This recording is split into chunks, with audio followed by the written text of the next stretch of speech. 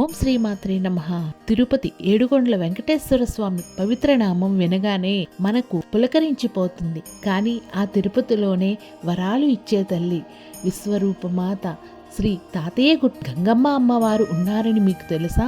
ప్రతి సంవత్సరం వారం రోజుల పాటు భక్తి, భయం, ఉత్సవం, ఉన్మాదం అన్నీ కలిసిపోయే అద్భుత జాతరే శ్రీ తాతయ్యగుట్ట గంగమ్మ జాతర. ఈ జాతరలో ఒక విశేషం ఉంది. ఇక్కడ అమ్మవారిని పూజిస్తారు, కొలుస్తారు. కానీ అదే సమయంలో తిడతారు కూడా. అమ్మకు తిట్లు అంటే ఇష్టమా అంటే ఇక్కడ ప్రజలు ఒక్కటే మాట చెప్తారు, అమ్మవారు తిట్టించుకుంటేనే సంతోషపడుతుంది. తిరుపతిలో వారం రోజుల పాటు జరిగే అత్యంత ప్రాముఖ్యత సంతరించుకున్న జాతర శ్రీ తాతయ్యగుట్ట గంగమ్మ జాతర. ఈ గంగమ్మ జాతరను వారం రోజుల పాటు వివిధ రకాల వేషధారణలో ధరించి అమ్మవారిని దర్శించుకుంటారు. ఈ జాతర జరిగినన్ని రోజులు అమ్మవారిని తిట్లు తిడుతుంటారు. అదేంటంటే ఇక్కడ ప్రజలు అడిగితే అమ్మవారికి అలా తిట్టడం అంటే ఇష్టమని చెప్తారు.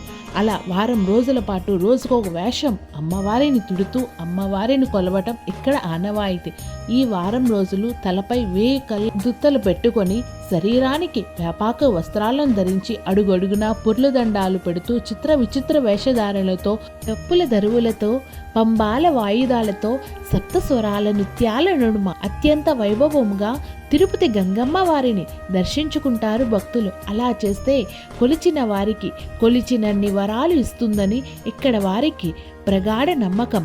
అమ్మవారిని వరాల తల్లి గంగమ్మ అని, విశ్వరూప మాత అని కొలుస్తుంటారు. గంగమ్మ జాతరను తెలంగాణ రాష్ట్ర పండుగగా చెప్పుకునే బోనాలు, బతుకమ్మ, సమ్మక్క సారమ్మల జాతరతో పోలుస్తారు.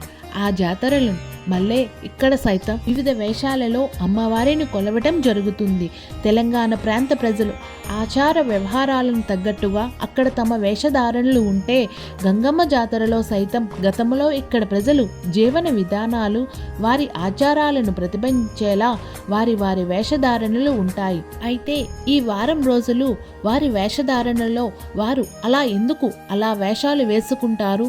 ఇలా వారం రోజుల జాతరలో 4వ రోజున గంగమ్మ అన్నయ్య అయిన శ్రీ వెంకటేశ్వర స్వామి వారి వద్ద నుండి గంగమ్మకు సారి తీసుకుని రావటం ఆనవాయితీగా వస్తుంది. జాతర 4వ రోజున శ్రీవారి ప్రతినిధులుగా అధికారులు, అర్చకులు కలిసి పసుపు కుంకుమల శేష వస్త్రాలు, గంప, చేట తదితర మంగళ ద్రవ్యాలు మేళ తాళాలతో తీసుకొని వచ్చి పుట్టింటి సారిగా అందజేస్తారు. పూర్వం తిరుమల వచ్చే భక్తులు ముందుగా గంగమ్మను పూజించిన తరువాతే స్వామివారి దర్శనానికి వెళ్ళేవారంట. ఇప్పటికీ అదే తరహాలో గంగమ్మ తల్లిని దర్శించుకునేకే శ్రీవారి దర్శనం చేసుకునేవారు కూడా ఉన్నారు. రాజుల పాలన కాలంలో పాలెగాళ్ళు తిరుపతిని పరిపాలించేవారు. అలా పాలెగాళ్ళ వంశం వారు తిరుపతిని పాలించే రోజులలో ఆ వంశంలోని ఒక పాలెగాడు తన రాజ్యంపై అధిక పెత్తనం చెలాయించేవాడు. ప్రజలు రాజు మాట జవదాటకుండా రాజ్యాన్ని భయ ఆందోళనతో నింపాడు. అలా చేస్తూ రాజ్యంలోని అందమైన యువతులను చేరించేవాడు. అంతేకాక ఆ రాజు పాలన కాలంలో ఎవరైనా తమ రాజ్యంలో అబ్బాయిలకు కొత్తగా పెళ్లి చేసుకుంటే ఆ వధువును తను ముందుగా అనుభవించాకే వరుడు అనుభవించాలని ఆకాంక్షలు విధించాడంట. అలాంటి రోజులలో ఇకనైనా కాలం చెల్లదా అని భగవంతుడిని అట్టి ప్రజలు వేడుకుంటూ స్త్రీ జాతిని రక్షించేందుకు జగన్మాత తిరుపతి 2 కిలోమీటర్ల దూరంలో అవివాల గ్రామంలో కైకాల కులంలో గంగమ్మగా జన్మించిందని భావిస్తారు. యుక్త వయసుకు వచ్చిన గంగమ్మపై యథావిధిగా పాలెగాడి కన్నుపడి ఆమెను బలత్కరించుకోబోయాడంట. దీంతో గంగమ్మ తన విశ్వరూపాన్ని ప్రదర్శించిందంట.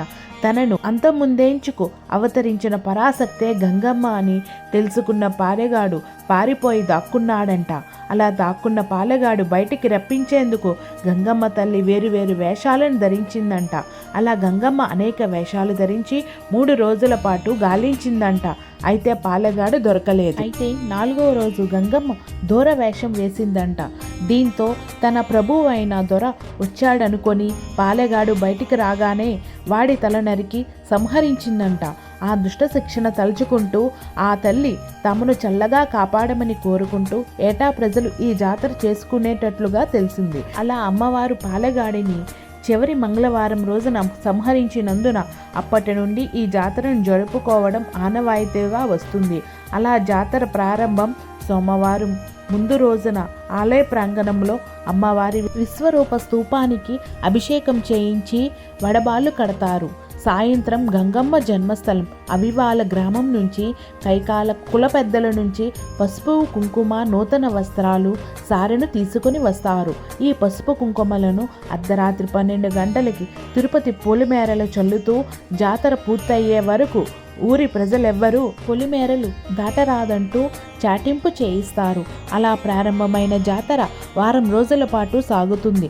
అలా ప్రారంభమైనప్పటి నుంచి అలనాడు పాలగాడిని వధించేందుకు గంగమ్మ వేషాలు వేసినట్లు భక్తులు కూడా రకరకాల వేషాలు ధరిస్తారు.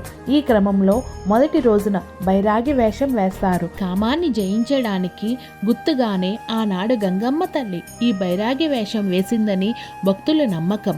అందుకుగాను గంగమ్మ వేసినట్లుగానే మొదటి రోజు బైరాగి వేషం వేస్తారు. రెండవ రోజు బండ వేషం. మానవుడు కష్టనష్టాలకు వెరవకుండా బండలా ఉండాలనే సత్యాన్ని ఈ వేషం చాటుతుందని అంటారు. మూడవ రోజు తోటి వేషం. దీన్ని పిల్లలు ఎక్కువగా వేస్తారు. నాలుగవ రోజు దొరవేషం. డప్పులు వాయిద్యాల సందడి మధ్య దురవేషధారులు ఊరంతా ఊరేగుతారు. స్థల పురాణం ప్రకారం శనివారం నాడు అమ్మవారు దూరవేషణలో పాలెగాడిని సంహరిస్తుందని, 4వ రోజున పాలెగాడిని సంహరించిన గంగమ్మ 5వ రోజున మాతంగి రూపం ధరించి పాలెగాడిని ఇంటికి వెళ్ళి దుఃఖంలో ఉన్న ఆయన భార్యను ఓదారిస్తుందంట. జనన మరణాలు సాధారణమే అంటూ ఆమెకు ధైర్యవాచకాలు చెబుతుందంట. దీనిని గుర్తు తెచ్చుకుంటూ భక్తులు ఆదివారం నాడు మాతంగి వేషాలు వేస్తారు. ఆ రోజు సున్నపు కుండల వేషం వేస్తారు. అలా వారం రోజుల జాతర జరుపుకున్న గంగమ్మ చివరి ఘట్టానికి చేరుకుంటుంది. ఆ చివరి రోజున గంగమ్మను వివిధ వేషణ ధారణలో కొలిచి అమ్మవారికి ప్రత్యేక అభిషేకంతో ముగింపు ఉత్సవాలు నిర్వహిస్తారు. అలా వారం రోజులు జరుపుకున్న అమ్మవారి జాతర అభిషేకం తదనంతరం భక్తుల మొక్కులతో ముగుస్తుంది. అమ్మవారి అభిషేకానికి విశేషంగా భక్తులు తరలి వచ్చి అమ్మవారిని కొలుస్తారు. గంగమ్మ జాతర ప్రారంభం నుండి వారం రోజులు ఒక్క ఎత్తు అయితే అమ్మవారు అభిషేకం రోజు మరో ఎత్తు. ఈ రోజు తెల్లవారక ముందే అమ్మవారికి ప్రత్యేక అభిషేకాలు కార్యక్రమాలు నిర్వహిస్తారు. అమ్మవారి జాతరలో చాటింపు రోజు నుండి మాతంగి వేషం రోజు వరకు విభిన్న రీతులలో చిత్ర విచిత్ర వేషధారణలతో అలసిన అమ్మవారిని శాంతింపచేయడానికి చివరి రోజు ముందు రోజు అయిన అర్ధరాత్రి దాటాక క్షీరాభిషేకం, పంచామృత అభిషేకం, నారికేల జలాభిషేకం, హారిద్ర జలాభిషేకం తదితర సుగంధ ద్రవ్య జలాభిషేకాలతో ఆలయ అర్చకులు అమ్మవారిని అభిషేకించి అమ్మవారిని శాంతింపచేసి ప్రత్యేక పుష్పాలంకరణలు చేస్తారు. తదనంతరం భక్తులు అమ్మవారి దర్శనం కల్పిస్తారు. ఆ మరునాడు గంగమ్మ జాతరలో సంబరాలు ప్రారంభమవుతాయి. ఈ సంబరాల నాడు మొదట శరీరమంతా గంధం పూసుకొని మెరిసే దుస్తులు నడుముకు ధరించి మల్లెపూలను తలపాకాలా చుట్టుకొని గోపురానికి పోలిన సర్పరాలను వెదురు దుప్పలతో తయారు చేసి భక్తులను వాటిని శరీరంపై నిలబెట్టుకోవడానికి బాధను భరించి నడుముకు గుచ్చుకుంటారు.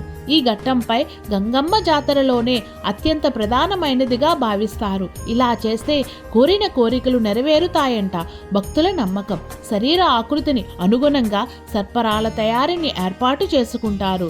లయబద్ధంగా చిందులు వేస్తూ వెళ్ళి అమ్మవారిని దర్శించుకుంటారు. వెదురు పుల్లలు తెచ్చి నెట్టింట పెట్టి కుంభం పెట్టి హారతులు ఇస్తారు. వెదురు దబ్బల గోపురం ఆకారంలో తయారు చేసి రంగు కాగితాలను అతికించి గోపురాలలో బొమ్మలలాగా బెండ్లతో కళాత్మకంగా తయారు చేసి మురుస్తారు.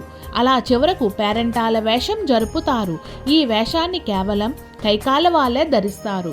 ఎర్రగల్ల చీర కట్టి ఎర్రగుడ్డనితో ఒడి బాళ్లను కడతారు. అందులో అక్షింతలు, చెవ్వాకు, దువ్వెన, అద్దం, నల్లగాజులు, పసుపు, కుంకుమ ఉంచుతారు. తలకు నల్లని గుడ్డను కట్టి కొప్పులా ముడేస్తారు. ఆ కొప్పులో పూలను ఉంచుతారు. తలపై బంగారంలా కనిపించే అట్టలతో చేసిన జడబిళ్ళలు, పట్టీలు వంటి ఆభరణాలు కట్టుకుంటారు. పంబల వాయుధాలతో చాటు మండపం వద్దకు వెళ్ళి ఆ తరువాత బేరిశెట్టి ఇంటికి వెళ్ళి అనంతరం కొన్ని చోట్ల పేరంటాలు పూజలు అందుకుంటారు. తరువాత నేరుగా వెళ్ళి చిన్న గంగమ్మకు చెంపను నరికి ఆ తరువాత పెద్ద గంగమ్మ చెంపను నరకడంతో జాతర పూర్తవుతుంది. ఈ రోజు అనంతరం తెల్లవారుజామున జాతర ముగింపు రోజున బంకమట్టి గడ్డితో తయారు చేసిన అమ్మవారి విశ్వరూపం చెంప తొలగించిన తరువాత ఆ మట్టి కోసం భక్తులు ఎగబడతారు. అమ్మవారి రూపం నుంచి వచ్చిన ఆ మట్టి ఎంతో పవిత్రమైనదిగా భావిస్తారు. ఆ మట్టిని పూజ మందిరాలలో పెట్టెలలో గాని భద్రపరుచుకుంటారు. అనారోగ్యంతో బాధపడుతున్న వారు ఆ మట్టిని నీళ్ళల్లో కలిపి రంగరించి సేవిస్తే ఆరోగ్యవంతులవుతారని భక్తుల విశ్వాసం. ఇది కేవలం జాతర కాదు, ఇది ఒక పోరాట కథ, ఒక స్త్రీ శక్తి గాథ, ఒక ధర్మ విజయం. వరాల తల్లి గంగమ్మ, విశ్వరూపమాత గంగమ్మ అమ్మను చల్లని చూపు మనందరిపై ఉండాలని కోరుకుంటూ జై గంగమ్మ తల్లి, జై తిరుపతి గంగమ్మ. ఓం శ్రీమాత్రే నమః. Please subscribe. Thank you for watching.